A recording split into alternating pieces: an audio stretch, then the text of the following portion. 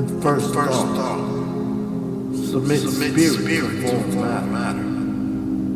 Our celestial humanity arrives, awakening in the dream, an inception of our reality.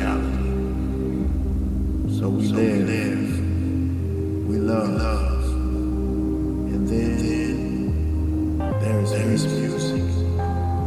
So we dance, we sing, we praise, we reflect, we return. In the infinite in between, the now and that was, faces dance in our dreams. Some familiar, some Ascended Visions Radio. cosmic composition. In the irrelevance of this time, we realize the passion of the random action, learning the lesson that the brotherhood of man is far more important than the ego of any individual. Imagination becomes the sound of thought, traveling at the speed of art. So we paint on the canvas of our ephemeral encounters, a masterpiece of memory that lives in the eternity of a child's heart.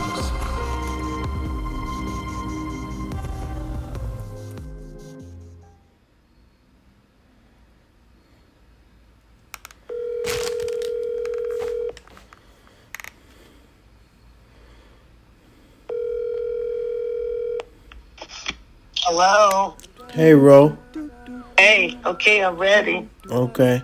Hold on. for your questions. Okay. Let me pull them up here. How you been? I'm okay. I got a good report back today. That's okay. The first question I'm gonna ask, I'll start that one in order, but the rest of them may not be in order. But what is the mission of Aurora Harris? The mission of Aurora Harris. That is a big question. I have several missions. My goodness.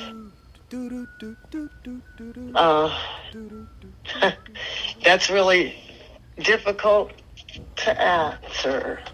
My mission Ascended Visions Radio is to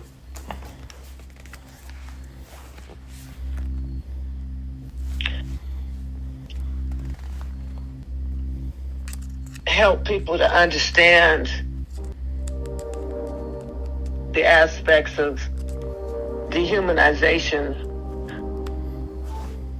that many of us live in and through, and try to find ways to humanize ourselves, the community, those that we love, and those that we're around, people that we're around.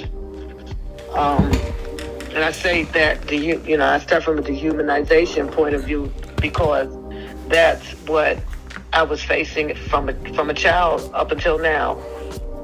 That my parents taught me to recognize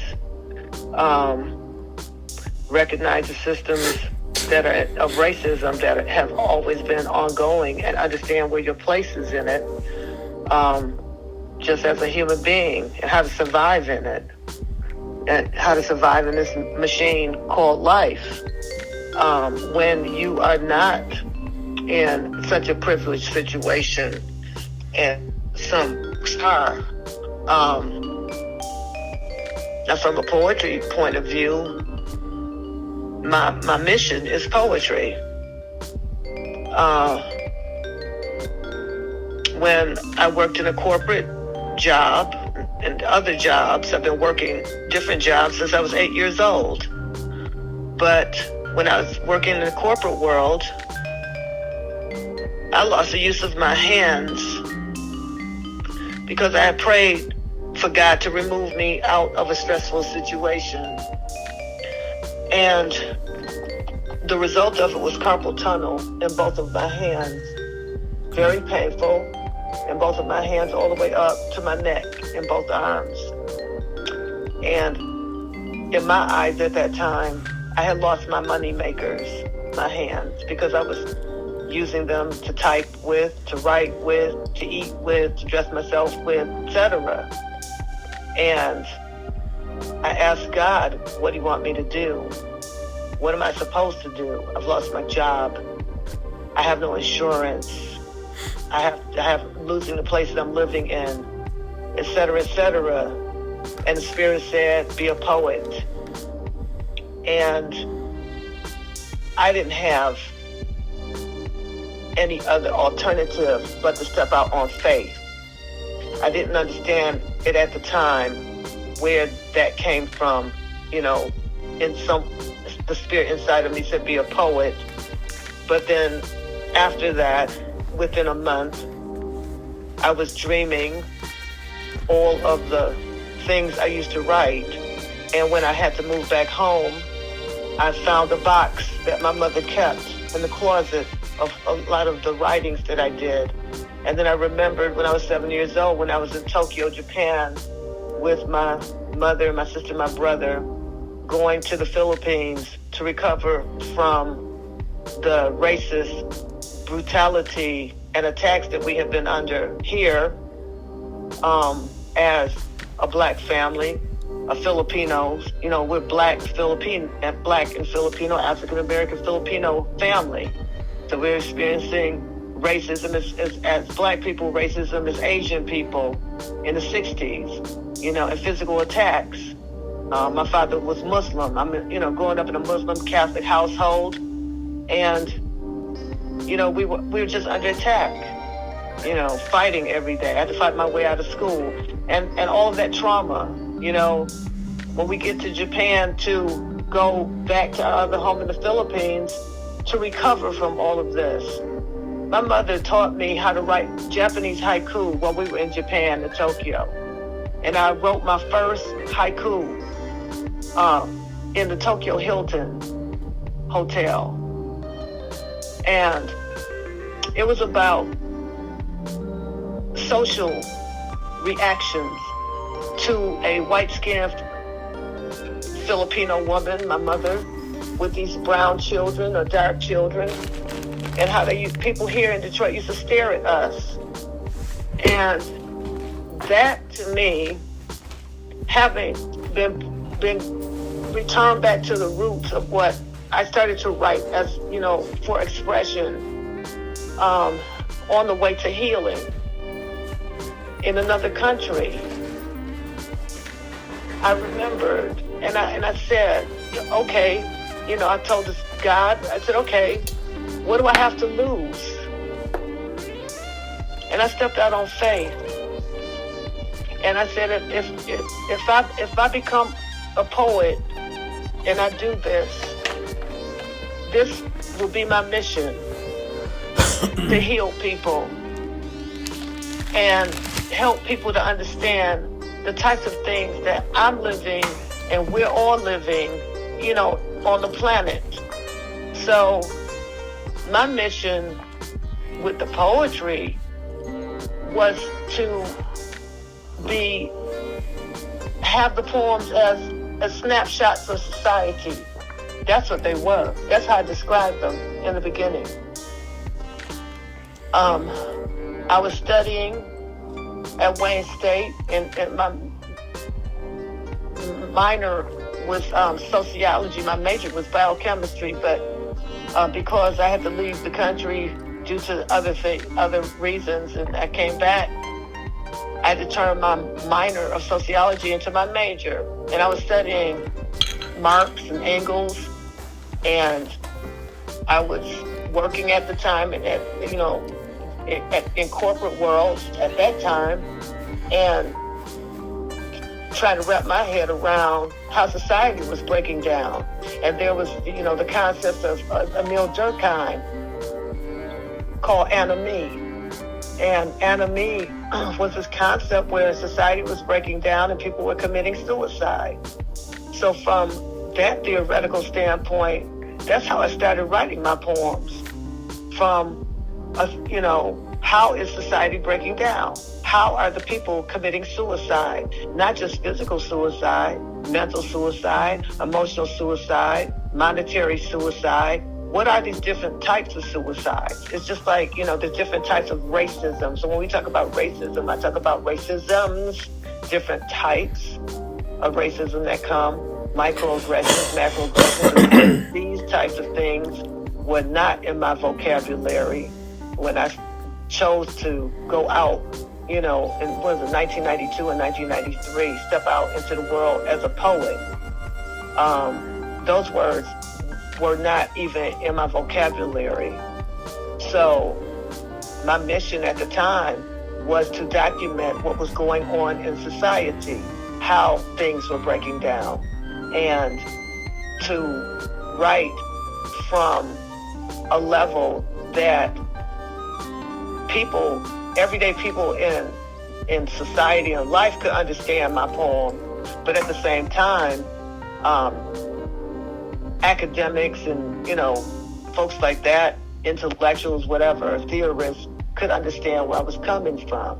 And I looked at the words that I was writing. Someone described me as an imagist because I used a lot of images in my poems, and the images to me, by having to write them down, were like the snapshots of society. They were drawing the pictures. I was drawing the pictures that the people could see with my words. Mm-hmm. So, and then the second mission at that time for myself was that it was like a pact that I had with myself and the Creator, that it didn't matter who heard my poems. If it was one person who got it or 1,000 people who got it, meaning understood what I was writing, then I had completed my mission. I had completed my mission. If it brought about someone who could express, their gratitude or their pain or emote or whatever, or come to some understanding, which came along later when I started teaching poetry in the community, and working with different places, like, the rehab centers, like with Ron Allen. We worked in rehab centers, and I worked in children's centers, juvenile jail, with gangs, female and male gang members, and things like that. Victims of violence, victims of rape, victims of war, my mission at the time was poetry as a form of healing. So, I don't know, looking back now, it's 2021. I started in 1992 as a full-time poet. My mission, when I was writing every day for 10 years, that was my mission. The poetry was my mission. And the poetry is when I say, you hear people say poetry is life. Well, poetry was my life. That's all I did every day from sun up to sundown. Some days I'd be up for 2 or 3 days writing. And I did that every day for 10 years. You kind of answered. You kind of answered the next. Writing. Yeah. You kind of, and with all of that you said, you kind of answered. This other question was, what does poetry mean to you? You answered it a lot in that. Is there anything else you want to add to that? What does it mean to you? Well, like I was saying, when we talk about poetry is life, poetry is my life. Poetry is my life. Poetry is what fed me. Poetry is what paid my bills at the time when I was a working poet. Poetry is when I was just thinking, when the daily dehumanizations start crushing me, okay? that's when I start writing. Even if it's just one sentence, I don't write as much as I do or did, because life has put me on a different path, but I still write. And it helps keep me sane. I mean, it's like jazz. Jazz is what I call thinking music, right? So because I listen to a lot of jazz, I listen to a lot of classical music. I was, once a classically trained violinist as a child. So the music and the words and the art that I do when I paint and the photography, all of that creativity that I can muster up is what keeps me going, keeps me sane, actually. And that's how I have often advised many of my former students who are now professors, counselors, psychologists, award-winning poets, whatever, lawyers. They've called me I've taught so many people from the time they were in junior high school or middle school all the way up through their lives. I've mentored people through their lifetimes. I have students who have known me at least 40 years. We've been together at least 30 or 40 years. That's wonderful. That's wonderful. And when they call me and, when the law students call me and say, I can't take it. I said, go to the art store, go get you some paint. Go get some paint, right, and some canvas, that's, and just, throw the paint, and put all of that emotion and all of that stress and all of that, whatever it is that's coming at you, put it out into the canvas. Don't worry if it looks like mud. Don't worry if the colors don't match. Just do it. Having expressed that as like a segue into the next, I'll combine these next two. How important is education to human evolution? How should it be properly implemented? And can the arts ultimately heal humanity? Well, all of that, is all related. And I believe that art can heal humanity because I've been in spaces and have where I've seen people getting healed from, deep emotional wounding and traumas and things like that. From all different walks of life, It could be, like I said, from gang members to businessmen, working in the car factories. I used to give workshops for people who worked in the auto factories and stuff like that, from the stress of that here in Detroit. But, to sit here and look at how it can ultimately heal and the importance of it, and how important is it in education to evolution, human evolution. We have to get our creativity back. We have to. It can only come through the arts. That the art should be part of education. When they put out the mandates that, they're going to take the arts and the dance and whatever out of the schools, the music out of the schools. This is where your whole brain function stopped. Okay, so I believe in whole brain function, and I believe that creativity in any form helps with that whole brain function, that whole brain understanding, whole brain comprehension, whole brain, whatever it is, get your right and your left hemispheres going.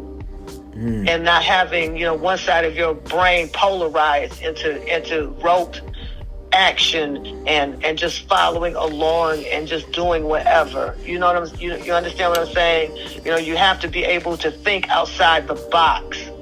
They want global thinkers, but they're not teaching anyone how to think creatively outside the box. Whatever the box is. So would you consider that one of the key things to be mindful of when being a teacher, and what are some other things to be mindful of when being a teacher? Well, as a teacher, I'm wearing various different types of teaching hats, but whether I'm teaching in the community or whether I'm teaching in the university, right? Mm-hmm. One of the things that I have to understand is that who is it that I'm teaching? Because that I have my nephew has a disability with autism, you know? So from being an advocate for persons with disabilities, I have to constantly, and it's ingrained in me, I don't even have to really think about it, that everyone has a different level of learning. Some people learn by visuals. Some people learn by words. Some people learn by writing. You know, the different types of intelligences that are out here. You have to be mindful of all of that. And especially now with COVID, pandemic going on, you know, you don't know what anyone's emotional state of mind is. You have to always be mindful when you're teaching, you know, and be very humane about the way that you go about engaging with people. I hope I answered your question. Yeah, you did. You got deep into it. So you touched on some. Because like when people ask me, well, is this the right answer, Professor? And I what do I say? Oh yeah. I say, okay, according to the textbook, you know, this is the right answer. But I'm always asking for the underlying message of the question and the underlying message of the answer. Yeah. You know, you have to, I'm constantly challenging my students to dig deep, and find out what this really means. Yeah. Not just to you, but to anyone in this room, anyone in this city, anyone in this state, in this country, on the planet. What does it mean to these other people? Yeah. And the reason why I think and teach that way is because that's how I was raised by my parents and my grandparents. You have to think from a big, broad, global level. Sometimes it doesn't work all the time because you have to do, you know, specific things and work and answer questions a certain way. But once you get out of that environment, you know, the world is open to you. Yeah. You know, you have to learn how to connect with other people. You know, when the pandemic hit, you know, this is, you know, people, you know, the state that people are in now. I mean, you know, I have many friends, most of them artists.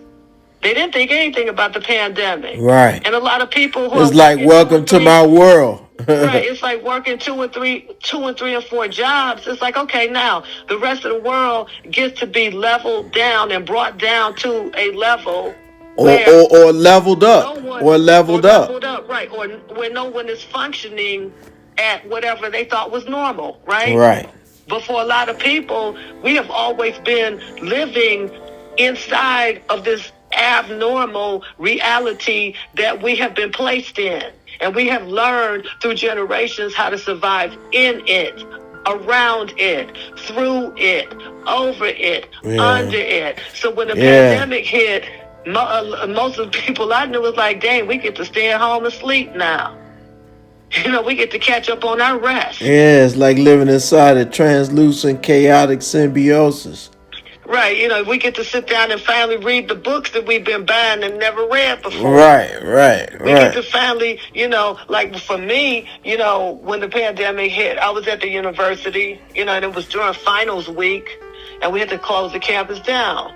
But the moment I got home, I was like, wow, I could finally, you know, rest and cook. And cooking was important to me because, you know, the public doesn't know this, so I don't know who you're sharing this with, but I grew up in a family of farmers, rice farmers and vegetable farmers, rice farmers in the Philippines and vegetable farmers on my dad's side. So farming and growing gardens and that type of thing, that was very important to me. So I felt like, okay, I could get back to planting some stuff. You know, I didn't plant a whole lot of vegetables. I planted basil, I planted peppers, but I also got to cook. And that was very important to me. I didn't have to eat any more mess, you know, that was making me sick every day when I was teaching. You know, I could get back into my old healthy ways of eating properly. You know, I started, you know, looking for books around the house because my parents had, you know, like the holistic library on the planet in this house. And a lot of those books were destroyed in a flood a few years ago, but I saved some of them. I took pictures of them, and I still remember all the old ways of healing that were passed down to me, right? Yeah. And when we were Muslim, that whole thing of canning, I'm from the school where the family made their own cans. We had can crimpers, we had the tin can roller, we made our cans. Wow. And we made, had the ball jars and the mason jars for all the other stuff that we preserved. And I took my peppers this summer, and I for the first time I bought ball jars in March, right after the COVID hit. And I made some pickled peppers this summer. And I was like, wow, I haven't done this since I was a kid, Yeah. And it's always good to have those fresh, whole ingredients. Know that you're feeding your body and your mind, good food, healthy food, So, that's another form of education, teaching the people, that food is very important. It's very important to us culturally, and it's very important to us when it comes to the writing. I write about food. I've written about, all the stuff my dad taught me about potatoes. I have a poem about potatoes. I have a poem about, making fish and stuff, cooking fish, whatever, But all of that, different levels of education. Like I said, my mission is different on different levels. You touched on something earlier, and when I asked this one up, what are some key factors in special needs parenting? Keeping in mind that, from my perspective, and I think a lot of perspectives, special needs parenting applies to all children, but specifically in the dissemination of differentiation in America, special needs parenting. What are some key things to be mindful of? Well, in my case, with my nephew having autism, first of all, you had to educate yourself, and that's how I became an expert on autism, basically. And I'm going to say it without any shame. I taught myself about autism because at the time that he was born in the late 1980s, there wasn't much information on autism. And when the internet had just come up, okay, this like 1989, 1990, the internet had just been invented or was released to the public or whatever. Right. And I came home from my corporate job I was telling you about, and my mother was carrying my nephew, he's my great nephew, on her hip. And I said, why don't you put him down? And she was like, I can't. He has fits. And I asked my father. My father was like, yeah, he doesn't play with toys right. And they showed me. They were like, watch this, And he was rocking. And Dad was telling me he was having different types of sleeping seizures. They taking him to a family doctor and all this other stuff. So I just wrote all this stuff down. And I clearly remember walking out of here, and it was in the wintertime. And I went to Wayne State and went to the library. And I said, I heard you have these new computers and you have access to the internet, and I need to look something up. Can you show me? And I typed in the symptoms, what my parents told me, and that's how I discovered autism. Wow. And then I started collecting everything that I could find over every month, every week, the whole time I had him until years went by. And I had suitcases of information. So by the time it was time for him to go to school, like preschool, I had more information than the school psychologists and the teachers in the state of Michigan had.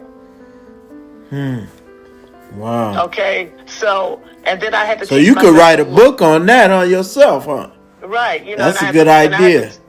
And I had to teach myself the laws, the different disability laws. And the little, the handbook that they give when they create the individual education plans for the children.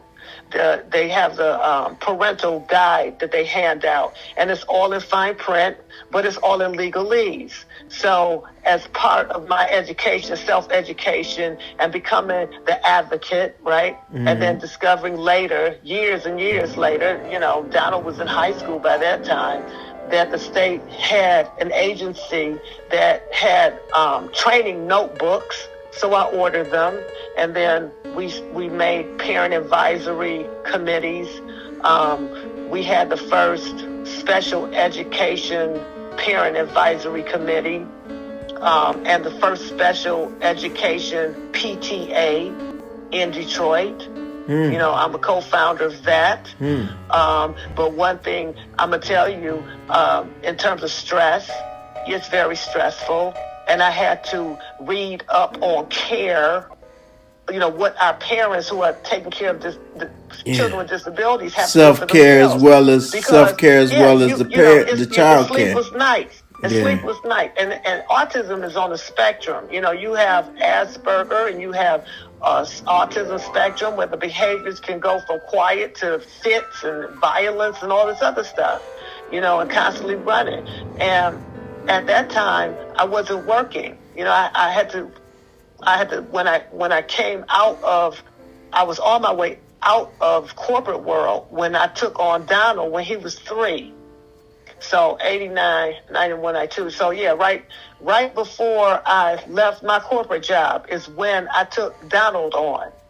Right? So he's 33 now. He'll be 33 in January. That's the age I took him on, when I was 33. So for 33 years, or almost half of my life, I had to deal with all of the discrimination against him, lack of services as a person of color, lack of services as a male person of color, lack of, the indifference in society. And I kept telling people, and that people who don't understand disability and have no compassion, you have to have a lot of compassion when you're a parent. You have to have a lot of patience. You have to have a lot of love. You have to have a lot of unconditional love. You have to have try to get some rest in there, and do some self-care. And that's where the poetry comes in, because the writing, the music, the dancing, and all of that. What I discovered from a neuroscientist, and I was into neuroscience. I wanted to be a neurosurgeon when I started out to be a doctor when I was in college, and the neuroscience had always been, an interest of mine. So I had to keep up with all the things going on with brain function, right? And trying to incorporate the knowledge of what is happening in the brain with students with disabilities, or parents with kids with disabilities, or adults with disabilities, brain function, and then trying to translate that into how the art can help heal that, right? And give that person a sense of self-esteem and a sense of some control over their life, and a sense of pride and connectiveness to the rest of the world when you're being isolated, But it was through the neuroscientists that I learned about this thing called the telomeres, right? And the telomeres are things that are in the brain that are controlled by your DNA, and the more stress that you experience, the shorter they become. And the shorter they become, it's aging you, right? So I figured telomeres has a little bit to do, from my personal experience, has a little bit to do with your ability to perceive the meaning of your dream reality. It's got a lot of, it has so much different, effects on everything. Yeah. But when it comes to brain aging, I was in my 40s when I discovered this telomeres and this neuroscientist studies. And when they said that if you have been under stress for 20 years, then the age of your brain would be like 100 years old, depending on how much stress you're under. So I was like, well, hell, my brain must be 1,000 years old. Mine is several thousand. You know what I'm saying? The brain must be several thousand years old. So when people ask me, well, how old are you on your birthday this year? I'll be like, I'm older than my birthday. Couple thousand years old. That's how old I am. Right. But but it was through that I started. They were experimenting with parents who were in my situation and with other children with special needs, and they took the moms out and gave them like a respite where they could, the children would be cared for, but they took the parents, the mothers, and kind of made them have to stop, made them have to walk, go out and walk in nature, walk on the street. You had to disconnect. You had to train the parents to disconnect from the stress that you're living every day with that child.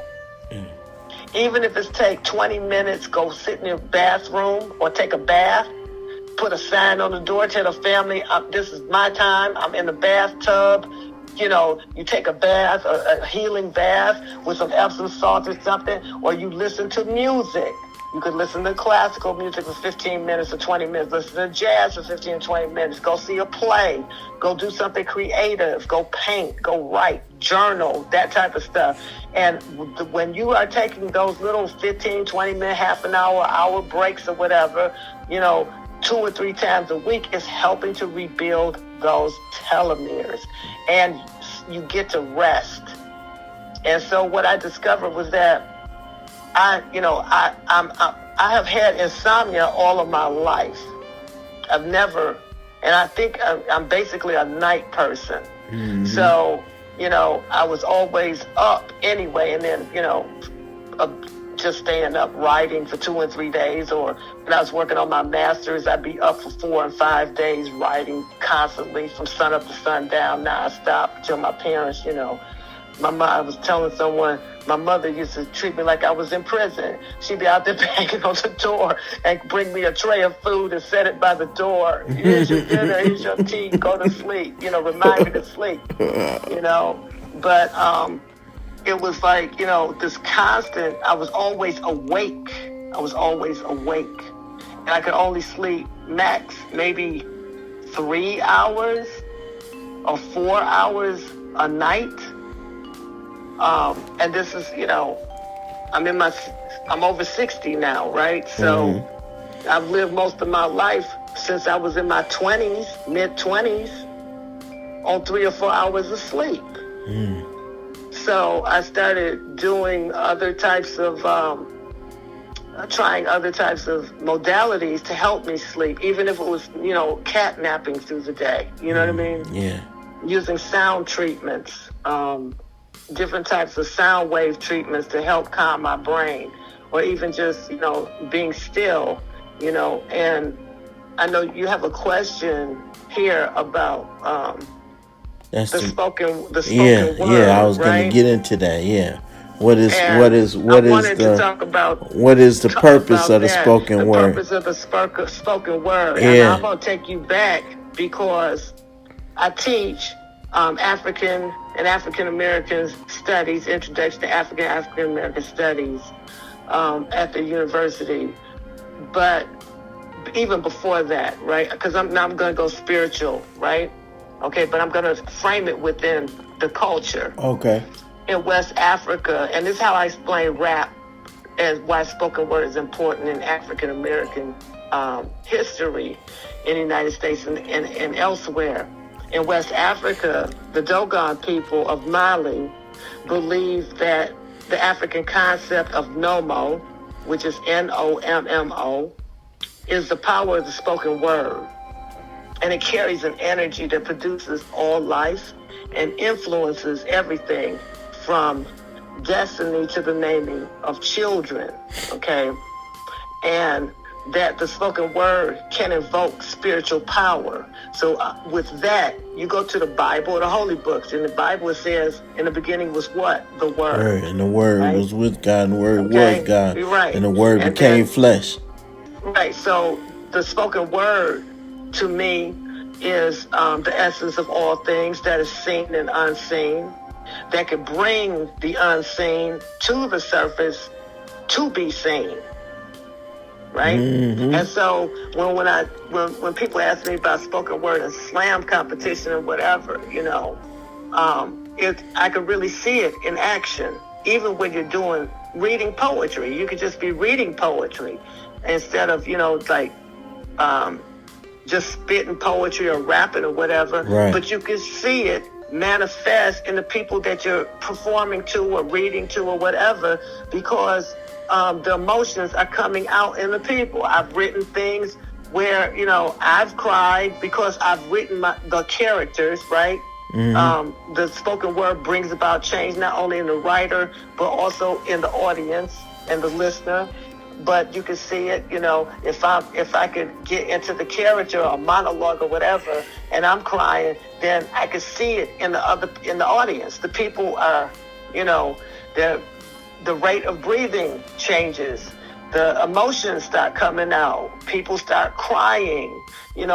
People get up and start pacing, or because I'm touching them. The word is getting inside of them, right? Mm-hmm. And bringing out that is making them emote.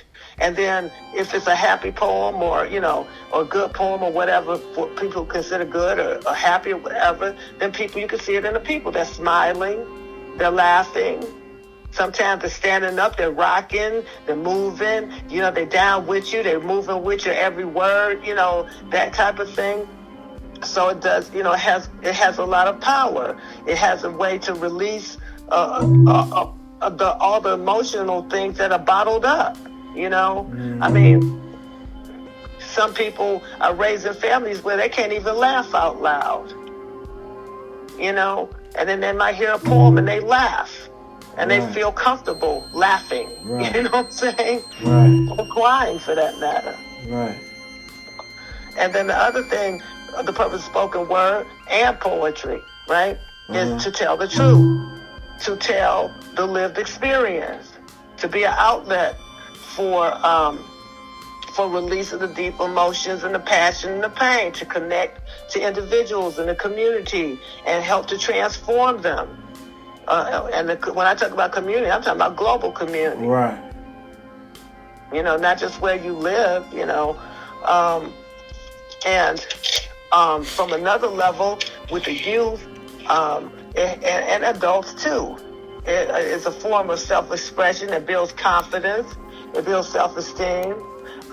When Ella Singer, my good friend Ella Singer, and I were working with schools, we worked with the debate, and teachers would have us come in and teach the youth spoken word, because they help with forensics and debate. Okay. It helps with public speaking skills. Yeah. It helps with confidence on the stage and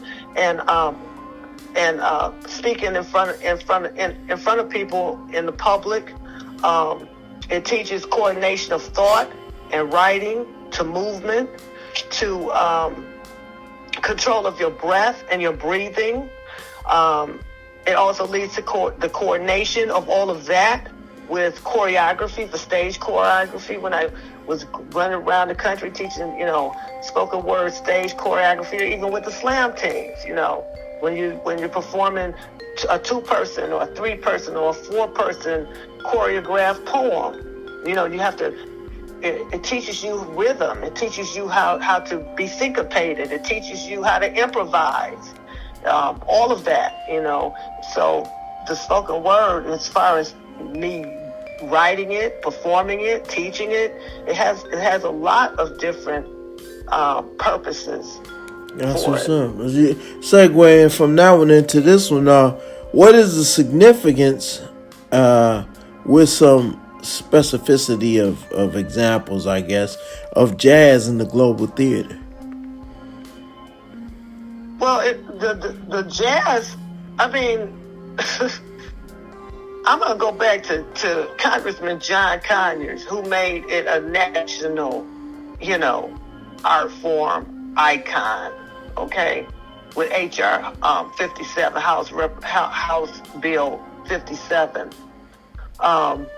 In America, jazz is an important art form, highly important art form. Not only in terms of the music and not in terms of improvisation, in terms of, learning classical music, how to read it, how to write it, how to improvise it. But it also helps with brain function. Jazz music, period, helps with brain function. There's studies on how it helps enhance the brain and improves mathematical scorings for tests and exams. It helps improve your math skills. It helps improve your thinking skills. When I talk about jazz as thinking music, it helps you get out of the conscious space that you're in into the subconscious space that allows you to create and allows you to think outside the box. So with me having performed with so many jazz musicians, I think it's the most beautiful thing on the planet. That's what's up. And it helps, And when I was running my poetry series, World Voice, when I had it downtown, I had that cross-cultural type of literary series where we had the poetry, the spoken word, with the playwrights, with the jazz musicians, with the, dancers, with the drummers, with the artists. You could read poetry and somebody's painting. You could read poetry and somebody's playing jazz, or somebody's playing jazz and you can improvise your poems over it. There's so much to do.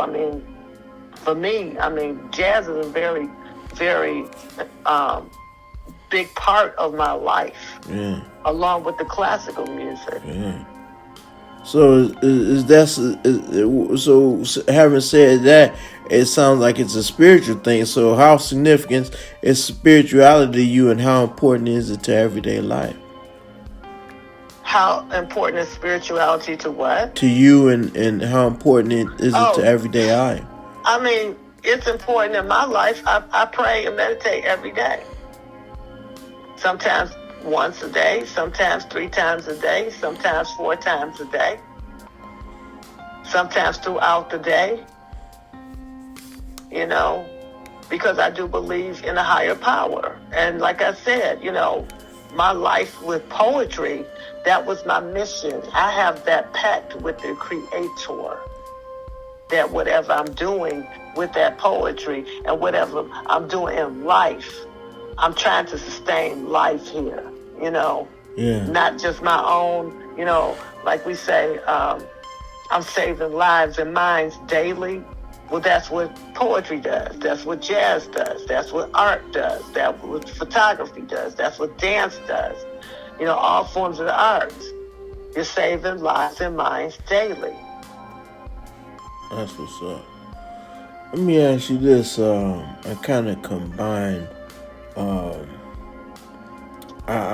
kind of combine these two questions. Is the woman celebrated properly in society, and what would true matriarchal leadership look like in the world today, if from your perspective?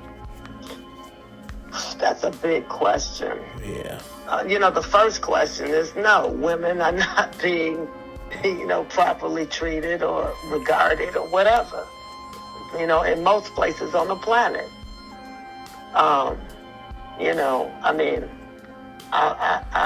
I just battled for equal pay to another campus for 9 months. Yeah. That's just an immediate, situation out of my life. But on the global scale, women are very low regarded.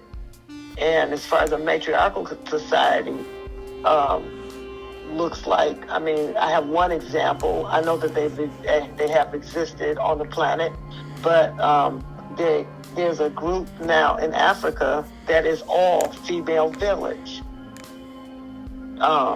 and they're helping each other, as women with women and children. Mm-hmm. They just, it's a whole village, just women and their children. And they're feeding themselves, they're taking care of each other. But the thing is that with all of the traumas and disrespect and disregard of women, that type of matriarchal society or village or getaway, even if it's like you have to go on vacation, the sisters get together and take a retreat. Yeah. We need that type of healing amongst ourselves, because it's gotten to a point where, the old traditional ways, like when in certain cultures, when people pass away, the women wail and cry for 3 days. You know what I'm saying? We don't have that, and we don't even have that in society. I mean, even in dealing with, coming to terms with the traumas, the generational traumas that come out of oppression and enslavement of the ancestors. We haven't even mourned as a country for 2 days or a week to mourn the ancestors. But I mean, that's, like I said, it's one example of what a matriarchal society looks like. You have to get the sisters together and heal, do whatever the women have to do to heal themselves and heal each other and the children first. And then you go back out and then you can work on making the changes that are in the different societies and countries. Like what's happening in Afghanistan. I remember when I was at Wayne State and Ella Singer and Sananda and Samadar, we had a performance group, but we were also working on a political science department with it was called the Wayne State Youth Urban Agenda, and we actually brought people from Afghanistan, from the good side of the Taliban, because the Taliban, they're all cousins, right? Mm-hmm. So there's what they called them at that time, the good side and the not so good side. So the good side of the Taliban brought the children here, and we had students here working on global issues. And then we had a group of students that worked out of a school, and these little kids out in the suburbs, they made cookies. They had bake sales for, I don't know, that was their agenda. We're going to have bake sales for a year. They raised up enough money to send to Afghanistan to build a school for girls. So this was in the 90s, and now looking back, and here we are in 2021, Afghanistan has reverted back to the Taliban, and all the women are now being, treated a certain way, and the girls are too. And I was just thinking, what would happen to the girls' school that was built by the children from here? You know what I'm saying? So when we talk about the matriarchy, the female leadership and what women and children can do to improve people's lives, there's a lot of great things that can happen, but we're on a long road on this planet. I mean, a very, very long road. Dealing with that, I'm gonna ask a couple of questions together again. The first part is, why do men war with each other, and is there a balance, a balance between a patriarchal and matriarchal society? And also, is there a emasculation of the black male specifically and men in general right now, and can they or he recover from it? Well, there's always been a matriarchal and a patriarchal society that got along. You know what I'm saying? That goes all the way back to antiquity. Okay. So it's like, Can they get along? Yes, they can. It's been written in the history books. You just have to look back far enough and go into the African societies in Africa and other places. Indeed.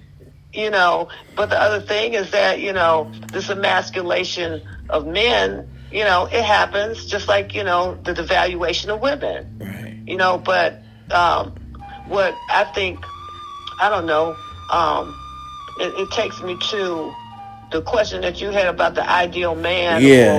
And I was going to bring that into, bring that not just into the it ideal too. man, but the ideal woman. And all of it has to be, the people have to have a form of balance on all aspects of life that they are living. Yeah. Okay? So, in order to achieve that, you have to look at what is your life representing, okay? And if you can't do all of this, you can work on some of it. Because see, and every individual is different. And I'm going to say these things not necessarily in an order, because, like I said, every individual will order their life differently, right? Right. But we're not just living one life. Right. We're living several lives daily, weekly, monthly, and yearly. Right. And you've got to figure out how to balance your spiritual life, your mental and emotional life, your family life, your community life, your education and your monetary life, your friendship life, your health and fitness life, your intellectual life, your life skills improvement life, where you're always learning, something new. Some balance with your travel life. Travel means, what it means. Go out and travel. Go see something different. Get out of the space that you're in.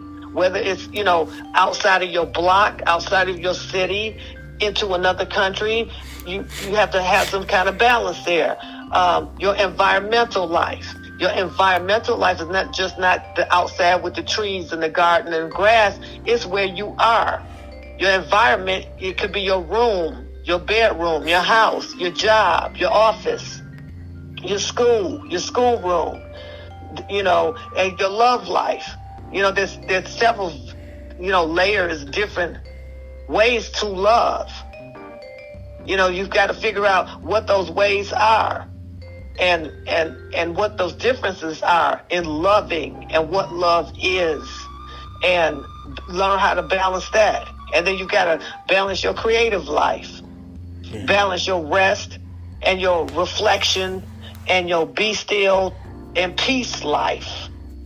You see what I'm saying? So, and all of these things are not going to happen every day, all the time. You know what I'm saying? So this is why, someday you have friends that you just talk to. Yeah. You have, and then you have other friends that you go to the movies with. Right. You know what I'm saying? You have friends that you enjoy sports with. Right. You have family that you commune with, and you have family, extended family out in the community that you commune with. So not all, you'll wake up and here's this list. I have to have all of this balanced every day. You work on it. When you get filled and feel fulfilled in one area, it's normal. It's part of the way that we're hardwired. It's Once like you a get social something fulfilled, isolation. then something else feels empty.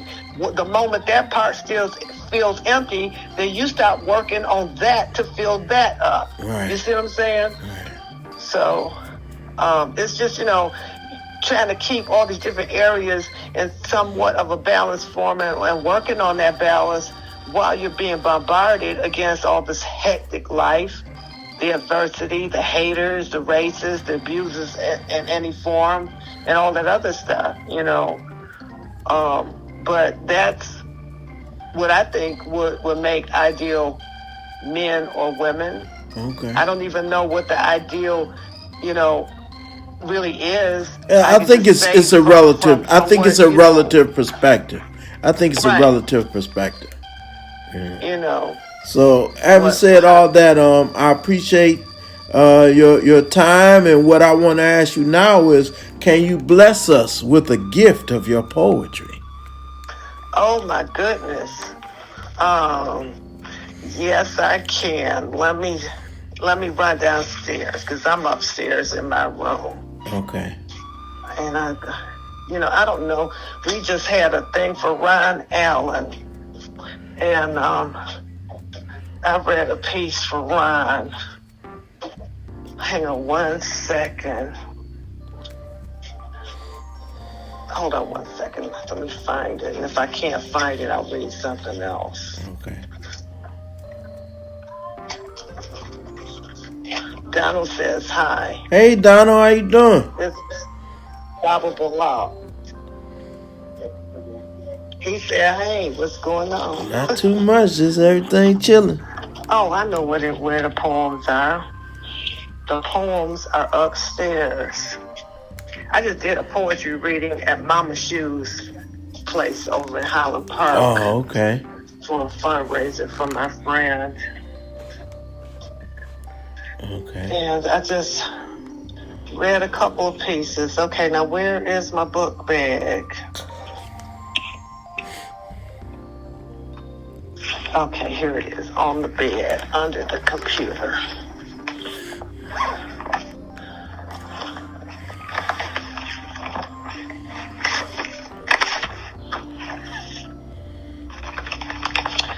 I'm going to read this old Cecil Taylor poem. Okay. Because I haven't read it in a long time. All right, one of yours, too. Regarding Cecil Taylor. And Cecil Taylor, a shaman, he spits punctuation marks clean, hard. He, like magic, he be redintegrating, reviving minds, music of words. He is syntax devouring night traveling time. Cecil Taylor, a shaman, playing stretches of wind, the hubcap flung to rattle empty.